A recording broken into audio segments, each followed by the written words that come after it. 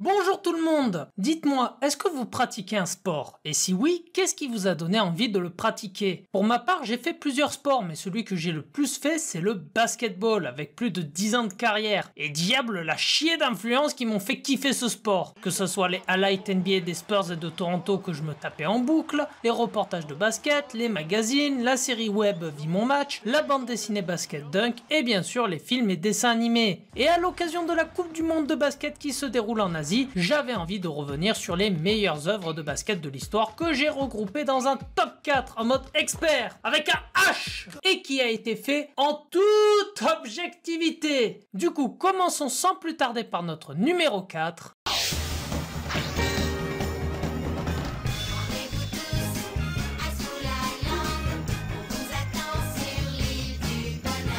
Les Kangoo Junior, série que j'ai déjà eu l'occasion d'aborder dans une vidéo précédente, que je vous invite à aller voir au passage. Pour ceux du fond en rattrapage, il s'agit d'un dessin animé français diffusé au début des années 2000 sur TF1 dans l'émission T'es fou, et qui a la particularité d'être un dérivé d'une autre série à succès apparue quelques années avant sur la même chaîne, les Kangoo, qui se base sur une équipe de kangourous qui joue au basket et qui s'avère avoir été préférée à un autre animé, à savoir Slam Dunk, qui, spoiler, ne fait pas partie de mon top.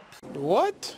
Oui, vous pouvez me blâmer, mais pour ma défense, j'étais bien trop jeune pour m'intéresser au manga de Takehiko Inoue. De 1 parce que je n'étais pas attiré par les mangas, j'ignorais carrément leur existence avant qu'un élève de CM1 en ramène un à l'école, et de 2 car l'anime n'a jamais été diffusé sur les chaînes en clair, à cause notamment du choix de TF1 de diffuser les Kangoo pour répondre au quota de diffusion du CSA qui exigeait plus de production française dans les programmes, après que la Une leur ait mis à l'envers pendant plusieurs années en mettant à l'antenne que du programme Jap. Alors oui, certains reprocheront à ces séries d'effleurer rapidement le thème du basket et d'être relativement médiocres, voire à chier. C'est d'ailleurs pour cette raison qu'ils ne sont pas plus hauts dans le classement. Allez, ne vous énervez pas, on se rattrape avec le début de notre podium avec un dessin animé français qui s'est inspiré de la série Kangoo. Je veux parler de Bask Up.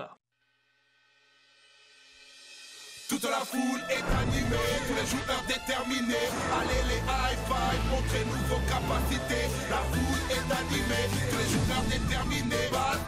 Bask Up est une série télévisée animée diffusée en 2011 sur M6. À cette époque, le basket commençait à se populariser en France, notamment avec la hype Tony Parker, élu meilleur joueur des finales NBA 2 ans auparavant. La Tony Mania s'empare du pays avec des pubs pour Tout par Gel, Frosties, Renault, des collaborations avec Quick, un clip de rap, et cette série télévisée mettant en scène les High Five, une équipe de 5 ados basketteurs entraînés par Tipeee, qui n'est pas doublé par Tony Parker.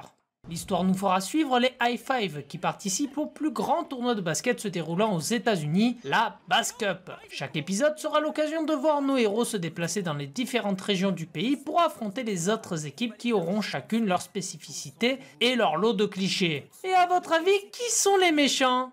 Allez, vous devinez pas? Je vous donne un tout petit indice. Un bon point à souligner, c'est que la série avait pour but, d'après les aveux de Tony Parker, d'inculquer de la morale dans chaque épisode. L'esprit d'équipe, l'humilité, la confiance, le respect ou encore la sensibilisation au sujet de l'handicap. Et bien que j'ai aimé cette série qui fut un succès au passage, faut avouer que ça crève pas le plafond. Ça se contente de pondre sur le papier des trucs qui ont déjà été vus et revus. Et c'est encore plus délicat de la défendre quand on sait qu'elle a été produite en grande partie par des studios nord-coréens pour des raisons économiques. Ce qui fait que l'argent du contribuable a financé l'un des régimes les plus totalitaires du monde. Niveau moral, on n'y est pas trop. Et tant qu'on est en Asie... Transition baguette chinoise. Oui, c'est raciste. Il est maintenant temps d'aller voir du côté du Japon pour le deuxième de notre classement.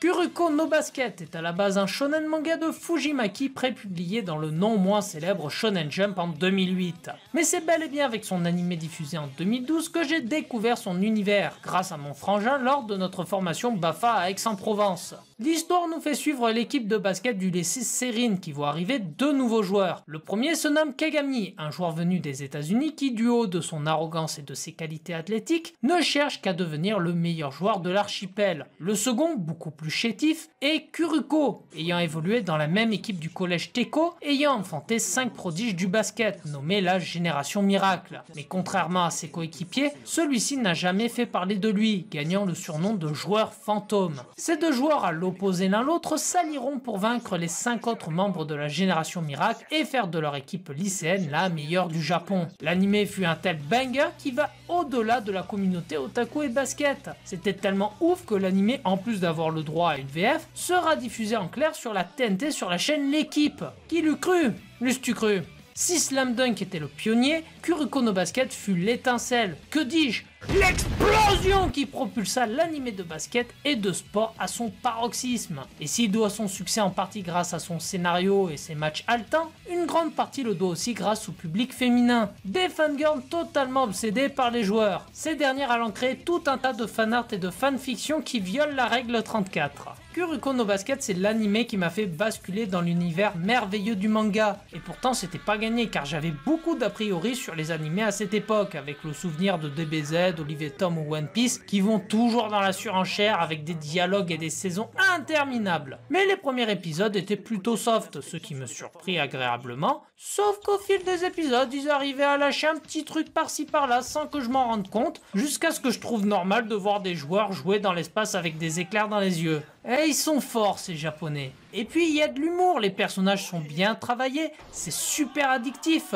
C'est l'un des animés d'ailleurs que j'ai pris plaisir à suivre chaque semaine en attendant sa sortie sur des sites illégaux. Oups, j'en ai trop dit. Non franchement c'est un petit bijou qui est malheureusement tombé dans l'oubli collectif quelques mois après la fin du manga et de l'animé. Contrairement au numéro 1 de notre top qui malgré les années reste éternel, messieurs dames, tout le monde s'incline devant le GOAT.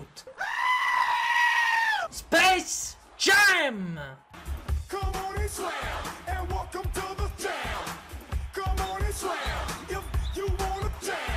Comment il pouvait en être autrement? Il est le film qui a démocratisé et fait aimer le basketball à toute une génération, porté par les étendards de la Warner Bros que sont les Looney Tunes et celui de la NBA, Michael Jordan. Sorti en 96, le film réalisé par Joe Pytka est clairement inspiré d'un autre film à succès mêlant animation et acteurs produits par Disney. Et vais-je faire l'affront de vous raconter l'histoire que tout le monde connaît déjà? Bien sûr que oui! Attaqués par des extraterrestres voulant faire d'eux des esclaves pour leur parc d'attractions galactiques, les Looney Tunes menés par Bugs Bunny mettent au point un plan pour y échapper et décider de jouer un match de basket qui, en cas de victoire des Toons, verront les extraterrestres repartir la queue entre les deux jambes. Et si défaite il y a, ils accepteront leur sort de futures bêtes de foire. Un pari qui semble être à l'avantage des Toons au vu des qualités sportives des aliens. Sauf que bloc twist, les Martiens ont le pouvoir de voler et de s'accaparer du talent de n'importe quel être humain. Ils vont ainsi dérober ceux des meilleurs joueurs de la planète et les utiliser faisant d'eux des monsters. Pour espérer les vaincre, Bugs attire Michael Jordan dans le monde des Toons, le suppliant de sortir de sa retraite sportive pour qu'il intègre l'équipe. Et bien que le film fût critiqué par son scénario incohérent et cousu de fil blanc, le jeu d'acteur de MJ ou bien parce que le film soit une pub de 1h30 avec l'intégration de plein de placements de produits. Debout, Michael, le match n'attend pas. Mettez vos Hanes, lacez vos Nike, prenez votre Gatorade, on passera prendre un Big Mac sur la route du stade. Il reçut un très bon accueil de la part du public. Sa popularité est telle qu'il va en découler une chier de produits dérivés et va à sa manière participer à la démocratisation et à la découverte de la NBA et du basket à toute une génération. En toute honnêteté, le film est loin d'être la bouse infâme que les critiques cinéma lui reprochent d'être. Avec mon recul d'adulte, je garde toujours un plaisir à voir le film et à apprendre sur les coulisses et les anecdotes qui l'entourent. Et puis, comment oser dire que le film est une merde avec toutes ses qualités, comme le parallèle avec les événements de la vraie vie qui est plutôt intelligent, et bien sûr, ses musiques.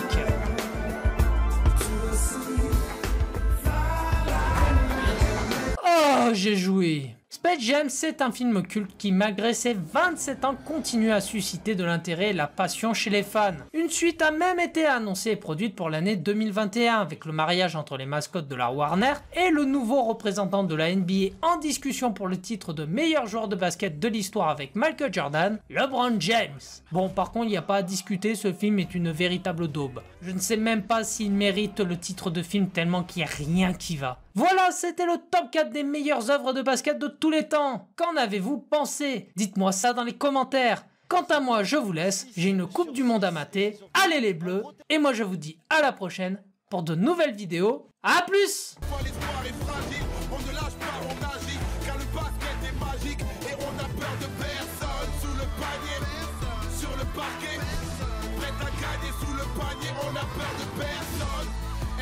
vraiment prêt à remporter la balle.